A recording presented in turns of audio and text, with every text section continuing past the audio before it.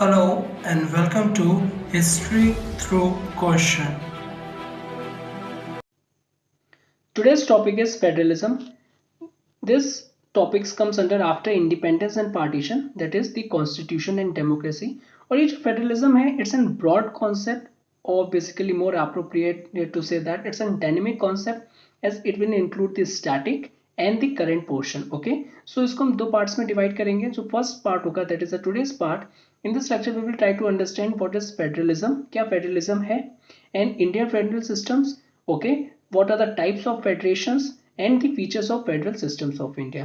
और जो second portion होगा उसमें हम देखेंगे जो इसकी करेंट डेवलपमेंट है और बेसिकली जो problems associated with the federalism है. ओके, नाउ ये जो फेडरलिज्म है is a system of government, is an system of government. इसमें क्या होता है, इन विच जो पावर है इट वाज डिवाइडेड, इसमें पावर डिवाइड होती है between the centre and it's constituent parts. अब ये जो कॉन्स्टिट्यूएंट पार्ट्स हैं ये कुछ भी हो सकता है, सच एज द स्टेट्स भी हो सकता है और द प्रोविंस भी हो सकता है. ओके, सो ये क्या है, इट्स एन इंस्टीट्यूशनल मैकेनिज्म है एक, that is the institutional mechanism है to accommodate two sets of politics. Okay, so ये एकोमोडेट करती है two sets of politics, that is जो फर्स्ट है वो सेंटर पे और नेशनल लेवल पे,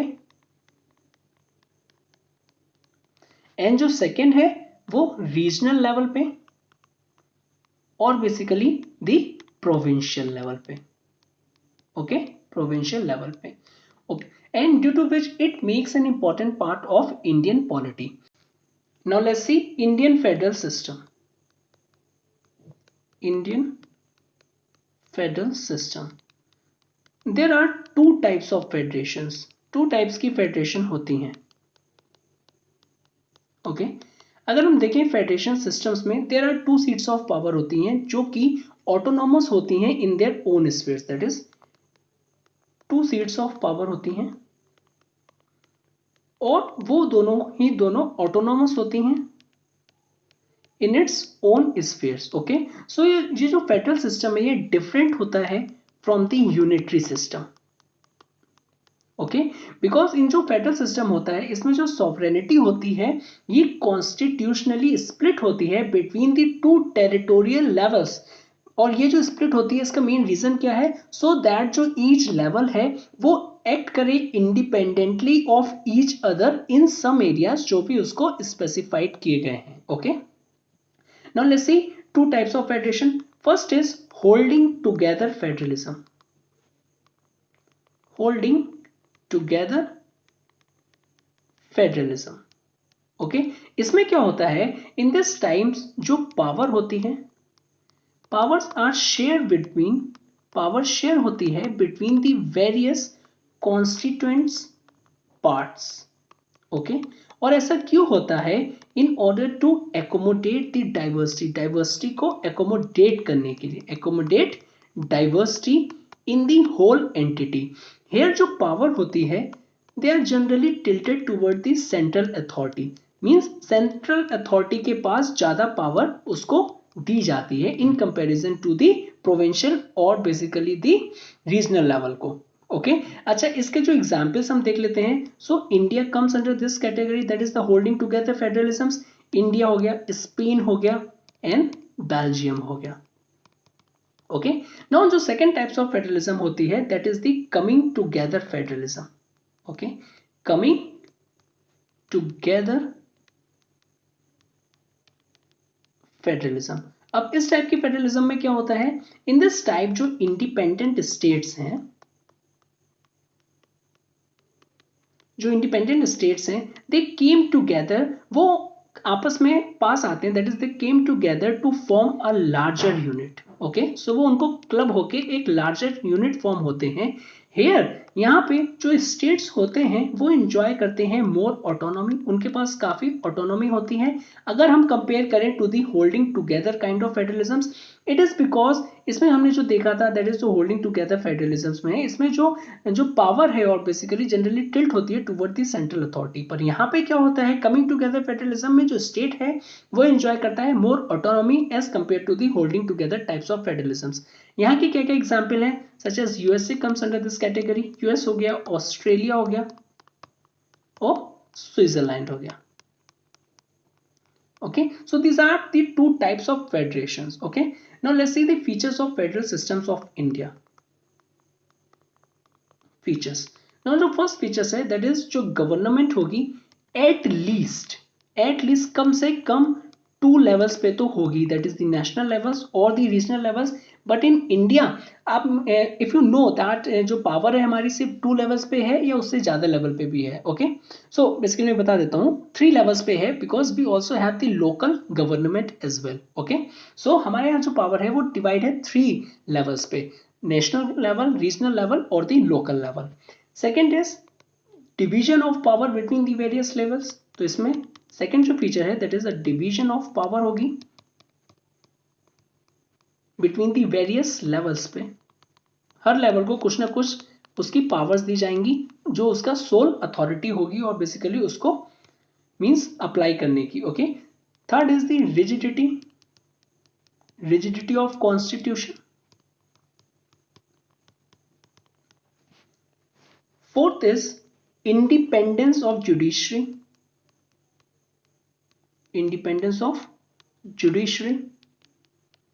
fifth is dual citizenship,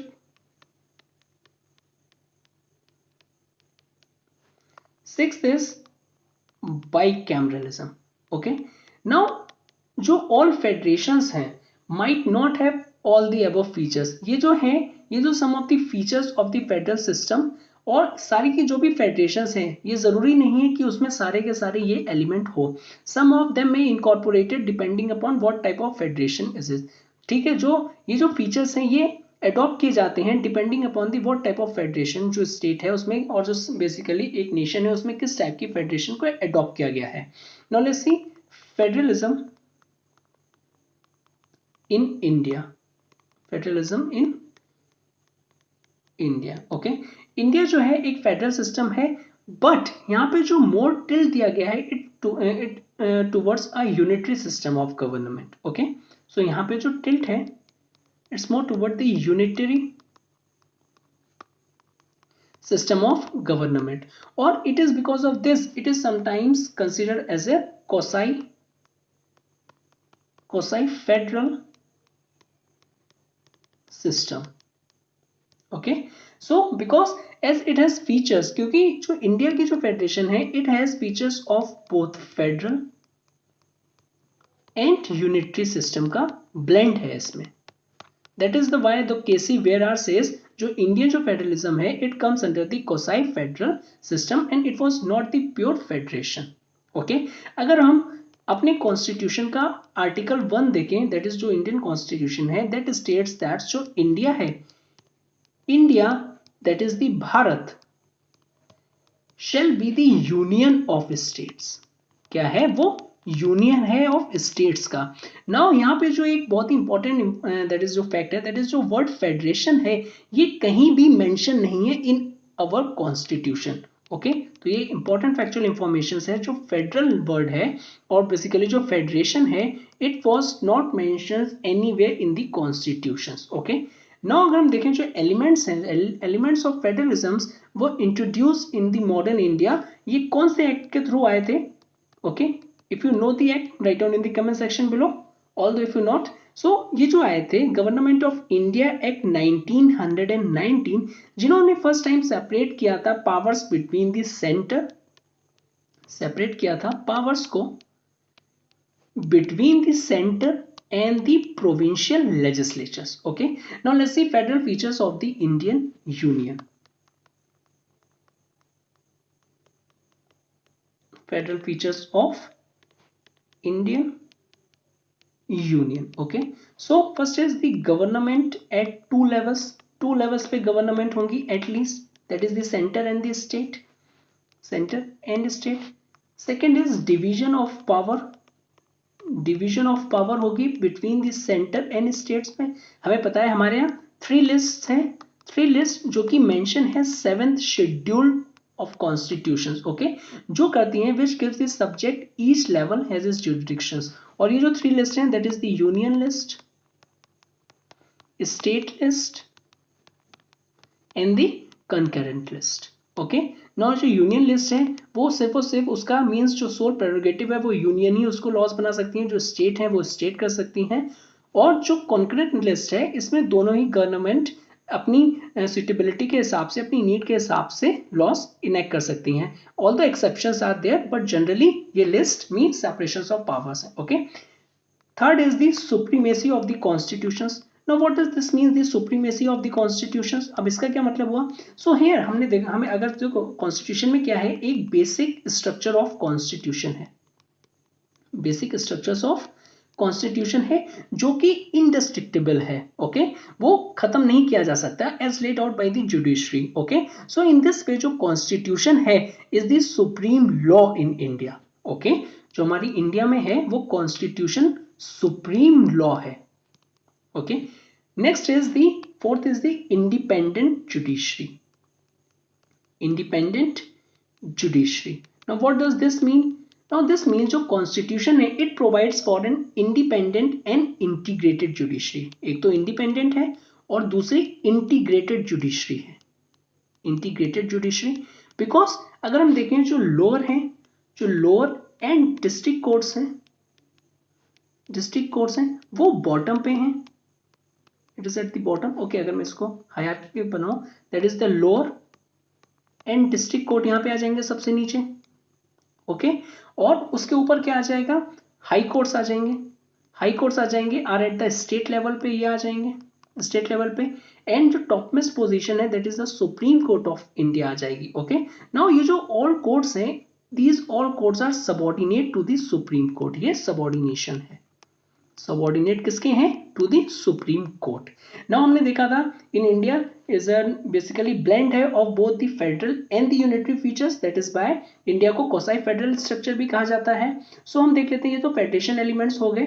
और अब हम देख लेते हैं unitary features of the Indian constitutions. Because हमने जो देखा है कि हमारा जो मींस इंडिया में जो ब्लेंड है वो सडन सेंट्रलाइजेशन ऑफ पावर जो सेंटर के हैंड में काफी ज्यादा है. Okay, so let's see some of the unitary features of the Indian Union. Okay, first is क्या है, that is the flexibility. Flexibility of what? Flexibility of constitutions. Look, जो constitution होता है वो blend होता है of the flexibility and rigidity. ठीक है, तो ये blend होता है flexibility और rigidity because जो certain provisions होते हैं of the constitution के जो कि easily amend हो जाते हैं वो आते हैं flexibility में. और इन केस जो अमेंडमेंट होता है जो सीक करता है to change aspects of federalism in India, अगर वो फेडरलिज्म ऑफ इंडिया को कहीं चेंज करना चाहता है, जो उसका जो इंपॉर्टेंट एलिमेंट्स है फेडरलिज्म का अगर उसको चेंज करना चाहता है, तो इस कंडीशन में ये जो प्रोविजंस हैं to bring about such amendment जो है वो इजी नहीं होते बिकॉज स्टेट का कंसेंट भी चाहिए होता है. ओके, सो इन दिस में it is rigidity. Okay, that is तो हमारे यहाँ पास रिजिडिटी के साथ साथ फ्लेक्सिबिलिटी ऑफ कॉन्स्टिट्यूशंस भी हैं जो कि इजीली अमेंड किए जा सकते हैं and it comes under the unitary features of Indian union. Okay, second is more power vest with the centre. More power किसके पास वेस्ट करती है, विद द सेंटर को. ओके, नाउ जो कॉन्स्टिट्यूशन है वो गारंटी करता है more power with the union list. Okay, on the concurrent list अगर हम कंकरेंट लिस्ट देखें जो कि हमने देखा था कि जिसमें दोनों ही सेंटर और स्टेट दोनों ही लॉज बना सकते थे एज पर देयर नीड. लेकिन अगर हम देखें कॉन्करेंट लिस्ट में जो पार्लियामेंट है कैन मेक द लॉज, जो अगर वो लॉज जिन्होंने पार्लियामेंट ने जो बनाए हैं वो ओवरराइड कर देंगे laws that was made by the state legislature on the same matters. Okay, so ये जो पार्लियामेंट है can also make laws regarding certain subjects in the state list में भी वो बना सकता है and that comes under the exception. Okay, so इस चक्कर में अगर हम देखें तो more power vest with the centre. Although हमने सबको अलग अलग अपनी पावर्स दी गई हैं, that is the union list, centre sorry state list and the concurrent list, but जो सेंटर का कंट्रोल है वो स्टेट पे भी होता है, स्टेट लिस्ट पे भी है और कॉन्करेंट लिस्ट पे भी है. In this way we can say that more power vest with the centre. Okay, third is the unequal representations of state, unequal representations of the states in Rajya Sabha. Okay, what does this mean? Now अगर हम देखें जो representation है of the states in the upper house that is the Rajya Sabha, वो based होता है on the state populations. For example अगर हम यूपी की बात करें, यूपी की जो सीट्स हैं देयर आर 31 सीट्स, और हम गोवा देखें जो उसकी जो पॉपुलेशन बहुत कम है तो उसको 1 सीट अलॉट की गई in the Rajya Sabha. So in an ideal federal system अगर हम देखें, जो ओरिजिनल और बेसिकली जो प्योर फेडरल सिस्टम को हम देखें, तो उसमें जो all the state should have equal representation. Example USA, वो पॉपुलेशन से वहां पे मैटर नहीं करता है, अगर एक स्टेट है तो उसको इक्वल रिप्रेजेंटेशन दी जाएगी. लेकिन हम इंडिया में देखें तो इसमें अगर यूपी है उसकी पॉपुलेशन ज्यादा है तो उसको 31 सीट्स अलॉट की गई हैं. इन कंट्रास्ट जो गोवा है और बेसिकली जो सिक्किम हो गए, नॉर्थ ईस्ट स्टेट हो गए जहाँ की पॉपुलेशन बहुत कम है, उनको बहुत ही कम सीट अलॉट की गई है. Okay, so all the states means जो अगर हम आइडियल फेडरल सिस्टम देखें जहां पे state should have equal representation, but in case of India it is not so. For this, the executive is part of this legislature. अब ये बहुत important हो गया, that is the executive जो है is part of the legislature. Now what does this mean? देखो simply in India में क्या होता है, जो एग्जीक्यूटिव है in both the centre and the state is the part of legislature. That is in India में एग्जीक्यूटिव जो है बोथ आइदर वो सेंटर में हो और वो स्टेट हो तो वो किसका पार्ट होता है, is simply a part of legislature. That is the law making power का पास होता है. Now this goes against the principle of division of power. ये क्या होता है, it was against the division of power between the different organs of the government. Now fifth is जो लोकसभा है is more powerful than Lok Sabha है, it was more powerful than the Rajya Sabha in our systems, because जो लोकसभा है is more powerful than the upper house and unequal power of the two houses जो है it was also against the principles of federalism. Okay, now let's say अगर मैं कुछ बात करूं जो मनी बिल है जिसमें मनी का रिसोर्सेज का एलोकेशन होता है, बेसिकली जो ट्रांजैक्शन होता है most of the times money bill जो होता है, सो इसमें जो लोकसभा का पावर है वो सुप्रीम होता है. इवन जो राज्यसभा जो है उसको सिर्फ और सिर्फ वो ऐसे पासिंग अथॉरिटी होती है जिसको 14 डेज का टाइम दिया जाता है कि इसमें आपको ये जो बिल है इसमें जो भी अमेंडमेंट प्रपोज करने हैं वो आप कर दो, और बेसिकली आप अपोज नहीं कर सकते. अगर राज्यसभा ने उसको कुछ नहीं किया तो 14 डेज के बाद वो ऐसे मान लिया जाता है कि वो वहां से पास हो जाता है. तो इन दिस वे जो राज्यसभा की पावर होती है मनी बिल में वो बिल्कुल जीरो है. Okay, it was just act as a delaying chamber जो कि 14 डेज तक डिले कर सकता है, उसके अलावा कुछ नहीं. So there are the certain more provisions but it was we will discuss in detail when जब हम करेंगे उसका कॉन्स्टिट्यूशन एंड डेमोक्रेसी में जो एसेंशियल फीचर्स हैं. Okay, but here in this way Lok Sabha is more powerful than the Rajya Sabha and it was against the principles of the federalism. Okay, now next is the emergency power.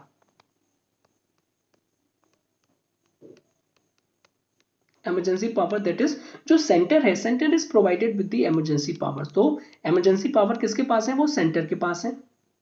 Okay, कभी भी अगर emergency को impose करना होगा centre has increase it control over the state. जब भी emergency होती है तो सेंटर का ऑटोमेटिकली इस तरीके से डिजाइन किया गया है जो उसका कंट्रोल है ओवर द स्टेट वो फर्दर इंक्रीज हो जाएगा. ओके, और this ultimately undermines the autonomy of the state and that was also against the principles of federalism.